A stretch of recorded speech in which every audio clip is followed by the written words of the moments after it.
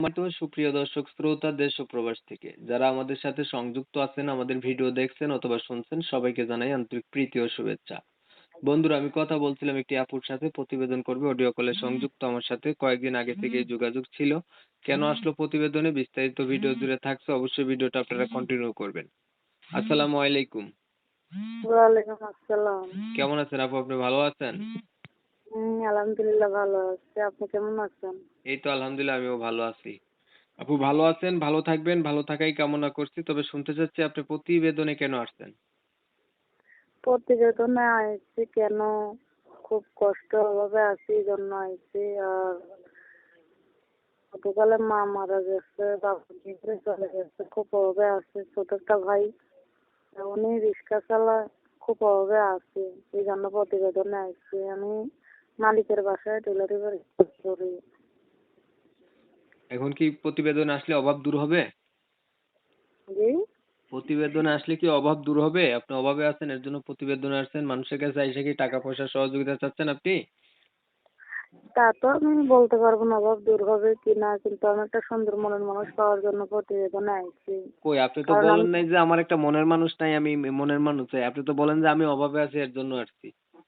না না, আমি বলছি ঠিক আছে, তো বলছি মানে আপনি প্রশ্ন করতেছেন, আমি তো আস্তে ধীরে সবই বলতে চাইতেছি আপনাকে। আমি তো আর কখনো প্রতিবেদনে আসি নাই, প্রথমেই আইছি। কি বুঝছো, চাইতেছেন আপনি?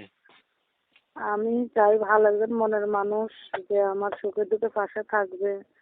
কারণ আমি হেল্প সহযোগিতা চাই না, কারণ মানুষ, আমি যদি ভালো সুন্দর মনের মানুষ পাই, সেই তো অবশ্যই আমাকে হেল্প সহযোগিতা করবে।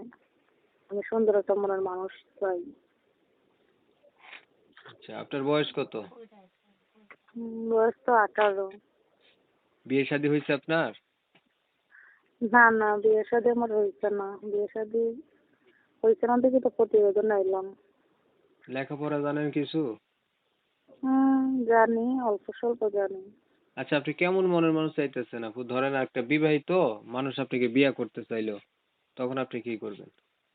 জি, যদি কোনো বিবাহিত ভাইয়েরা আপনাকে বিয়ে করতে চায়, আগে বিয়ে করছে এমন কেউ? না, আমার কোনো সমস্যা নাই। যে আমার দুঃখে সুখে থাকবে, যে আমার সঙ্গে সাথী হবে, এমন মানুষের পাইলেই আমার হয়। সে বিয়েতে হোক না বিয়েতে হোক, সে কালো হোক না ফর্সা হোক, তাতে আমার কোনো সমস্যা নেই। মানে আপনার হচ্ছে যে সুখে দুঃখে পাশে থাকবে এমন মানুষ পাইলেই হ্যাঁ আপনি খুশি? হ্যাঁ হ্যাঁ। আমিও খুশি, যাক। আহ আর কিছু বলবেন আপনি? না, কিছু বলবো না, এটাই বলার ধন্যবাদ আসলে, আপনাকে। এটাই দর্শক বলার। শ্রোতা, শুনছিলেন এই আপুটি কেন আসছে প্রতিবেদনে। আমি হচ্ছে কমিউনিটি গাইডলাইনের কারণে আপুটির নাম এবং ঠিকানা আপনাদের মাঝে তুলে ধরতে পারি নাই, এর জন্য আন্তরিকভাবে দুঃখ প্রকাশ করছি। তো উনার উদ্দেশ্য হচ্ছে একটা মনের মতো মানুষ উনি চায়, যে তার সুখে দুঃখে পাশে থাকবে। বয়স বেশি হোক অথবা কম হোক, বয়স কোনো ব্যাপার না। উনি যদি মনের সাথে মন মিল খায়, এমন একটা মানুষ পায়, তাহলে উনি তাকে জীবন সাথী করবে। তা আপনারা জানেন আমি এই রিলেটিভেরই ভিডিও দেই। ভিডিও শুনে দেখে যাদের কাছে ভালো লাগছে, আরো কিছু তথ্য জানতে চান, 2-4 মিনিটের ভিডিওতে এর চেয়ে বেশি তথ্য নেওয়া যায় না। চাইলে আপনারা ওনার সাথে যোগাযোগ করতে পারেন, নাম্বার ভিডিওর স্ক্রিনে দিয়ে রাখছি। তো আপনারা অনেক সময় নিয়ে আপনাদের মূল্যবান সময়গুলো নষ্ট কইরা, ধৈর্য ধরে কষ্ট করে আমার সাথে থাইকা আমার চ্যানেলের ভিডিও দেখছেন। সবাইকে জানাই এমএসকে টিভির পক্ষ থেকে অসংখ্য ধন্যবাদ। সবাই ভালো থাকবেন, সুস্থ থাকবেন। আল্লাহ হাফেজ।